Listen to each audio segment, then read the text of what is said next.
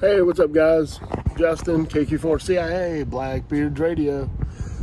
Just thought I'd bring you an update. I'm currently working on a new mount for my Yaesu FT891 in my truck to make it a little less sketchy. And I'm trying to get rid of the mag mount. So you can see the mag mount right there. What I'm doing to replace that is a toolbox mount. That's called a mirror clamp. It comes with a backside. Here's the backside. You can see it's got a concave right there, and that lets you clamp it around the mirror on like an 18-wheeler mirror, one of those that's just like a U. Well, I don't need that, so I only needed this half of it. You can tell that there's only 2 bolts. This is temporary. I have to run to the hardware store. Those bolts are way too long. So I have one of the other bolts in my pocket, measured and marked. That way I know how big of a bolt I need. But this will let me get on the air a lot quicker, and I'm not losing that much of radiant area. You can see how high above my truck the antenna still is. So it's right about here is my truck cab bed, or the cab of my truck. So most of that fiberglass portion of the whip and all of the whip is still above the cab of the truck. So I don't think I'm going to lose a lot of radiating propagation. And if I do, it's okay. I'm really trying to find something a little bit easier, a little less tedious to climb than climbing up on top of an 8-foot tall truck. I'm not the shortest fella in the world, but jumping up and down off an 8-foot tall truck is not great. And mag mounts are unreliable in the sense that every time you move the mag mount, your ground wave changes, or your ground plane, your ground plane changes. So if it's in the middle of the roof and you have a whole lot of roof line around you, like on a Chevrolet Suburban or something that size, that's great. You've got a large metal ground plane around the mag mount. If you're in a small truck like my hunting truck with a small roof, not nearly as big of a ground plane. So every time you move it, it's a little bit different than the time before, and I've had a lot of trouble with my 40-meter ham stick on the mag mount. I can tune it and get the SWR down to 1.2 sitting in a driveway. And then the second I plug it into a radio, I'll get 1.2 on the radio, maybe 1.25. It'll be perfect across the band. And 40 gets kind of steep when you're trying to tunable whip like ham sticks.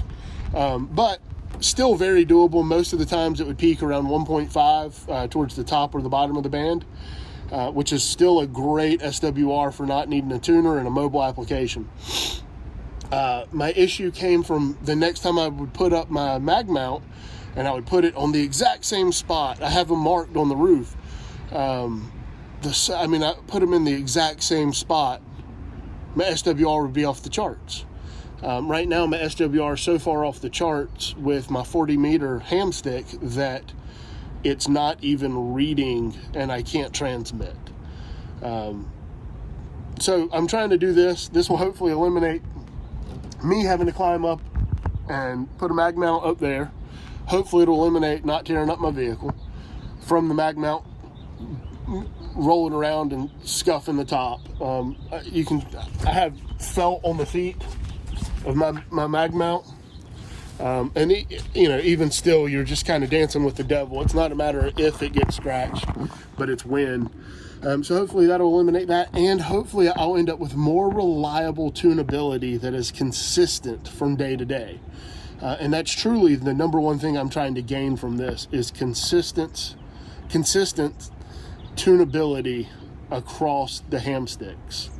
That would be great. In the cab, I have right here in this little cubby hole, there's a grommet right here.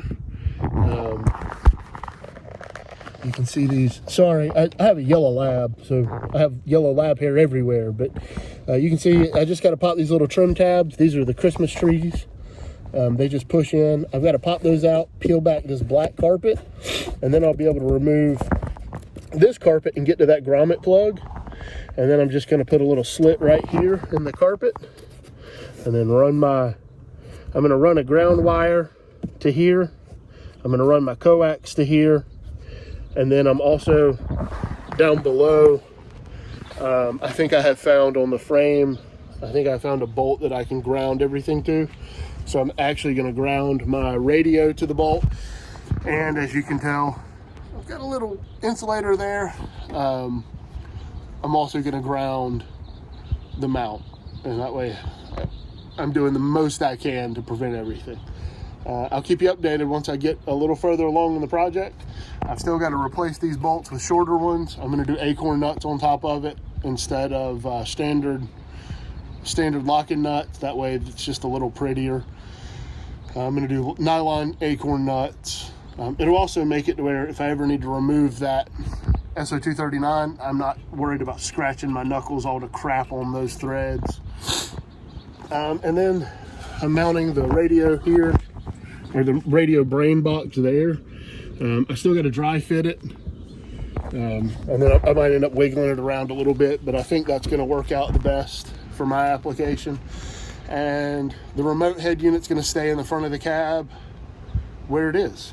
I already have a remote microphone cable made, and I have a remote head unit cable made, so I should be fine. We'll see. I'll keep you updated. KQ4CIA, Blackbeard's Power Washing. Talk to y'all later. Hey, what's up, guys? I'm Justin, KQ4CIA with Blackbeard's Radio. Just wanted to finish off the video. Yesterday, I recorded the front half of me changing my mobile mounting system for my Yaesu FT891. I also changed my antenna setup from a temporary antenna system to a more permanent solution. Still using ham sticks, so the antennas will not stay up all the time. But I'm outside the truck, obviously on this glorious North Carolina day. Weather here is like 70 degrees, absolutely beautiful. So here's the antenna mount. It's mounted on my toolbox. That's it. Ground wire going from here down underneath the truck to obviously the chassis ground. I didn't really change anything in the front of the cab yet. I'm still trying to figure out the permanent, how I want everything to look. You know, I can tidy up these wires. This is the outboard speaker. It's a headphone jack. This is just a USB-C charging cable for my iPad. So I really only have these two wires that I can tidy up a little bit. The mic cable is just going to be wherever the mic is. Right now it's right there, pinched underneath the seat. I have all of the cables routed under the floor mats and under the carpet. And oh, I got a car seat. Hold on, let me. Yes, I have a yellow lab, and she goes with me almost everywhere I go. Sorry, I have hair everywhere. Let me move my daughter's car seat.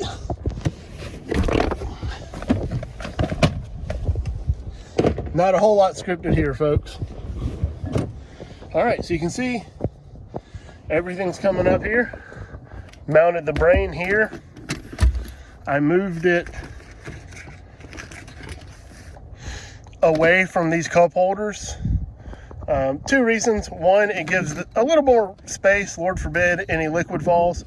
And two, it allows me to get a ratchet or a ratcheting wrench to these side mount screws.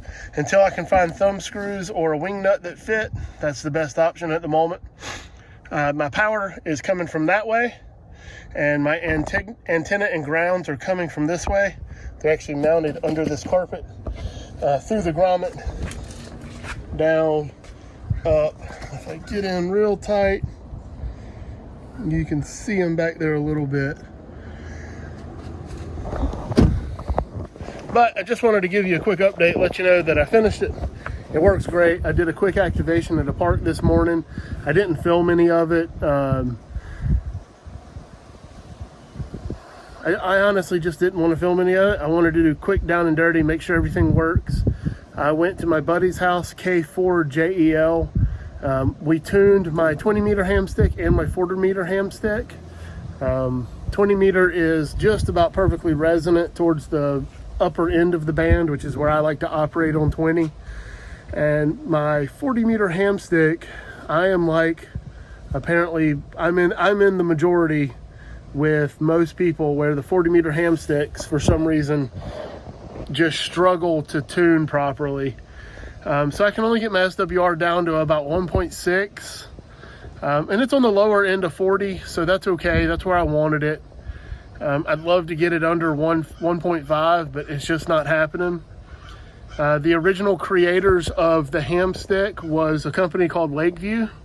And apparently when they initially created it, the 40 meter stick had a little expert about if you can't get your impedance matching quite right, you might need to add a capacitor, and they recommended a 330 picofarad capacitor. So I have one of those. I'm not sure if I'm going to put it on. When you do it, you're supposed to go from the shield side of your coax to your ground. I currently have a screw in place, that way I don't collect water. It's just a 3/8 by 24 bolt, nothing fancy. I've got dielectric grease in it. Hopefully, just try to repel a little more water. That's it, guys. It's working well. Tomorrow, January 6th, myself and K4JEL, we're going and activating 16 parks. That's right, I said 16, 1-6. We're trying to get another Rover award, and I'll let you know how it goes. I'm going to film the whole thing this time. I didn't film our 10 park outing, but I'm going to film this one. So we're starting off western Bladen County or eastern Cumberland County. I can't remember where it is, but we're starting in Suggs Mill Pond, and we're going to snake our way east all the way through to Angola Bay, Holly Shelter, Cape Fear Game Land, and then we're coming south back to Sutton Lake and finishing at Fort Fisher. So that's it. There's the update. I hope y'all have a good day. Again, please consider liking and subscribing. If you want to follow the content, you want to follow me as I learn and as I grow as a ham operator, I'd appreciate the thumbs up and a subscribe. I'm just honest. I'm going to keep it honest. My wins and my fails, you'll be there for all of it. Again, I'm Justin, KQ4CIA with Blackbeard's Radio 73, y'all.